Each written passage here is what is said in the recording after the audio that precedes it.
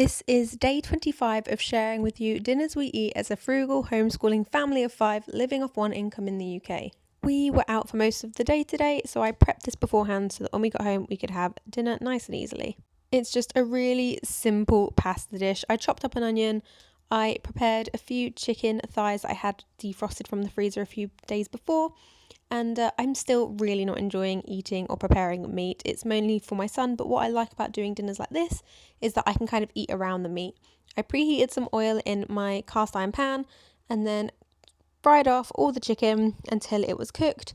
Then added in the onions, so maybe it wasn't fully cooked when I added in the onions.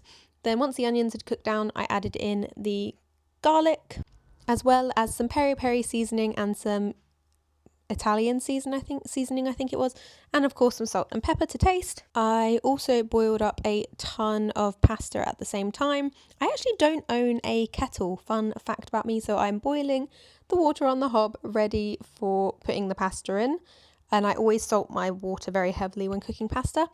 And then once the chicken, onions and garlic was all cooked, I added in a tin of chopped tomatoes, as well as I had about just over half a carton of double cream in the fridge that I needed to use up. I hate food going to waste, so I also added that in too, which made the perfect kind of pink creamy sauce with this dinner. I left that all to cook and simmer away to combine while I was cooking the pasta, and then just before the pasta is ready, I do take a few kind of maybe like a quarter or 2/4 cup measurements of the pasta water and add it into the dish. It just helps kind of combine everything and the flavours to mesh better, I guess. And then once the pasta was ready, I drained it and added it straight into the pan with the sauce and mixed that all together to combine it. And then honestly, I just topped it with, I had a ball of mozzarella, like buffalo mozzarella in the fridge. I chopped that all up into slices, and then once the pasta was mixed in, I topped it with that. Then shoved it in the oven to cook for maybe 10, 15, like 20 minutes, however long it needed to cook the mozzarella down and warm it up. And that was it.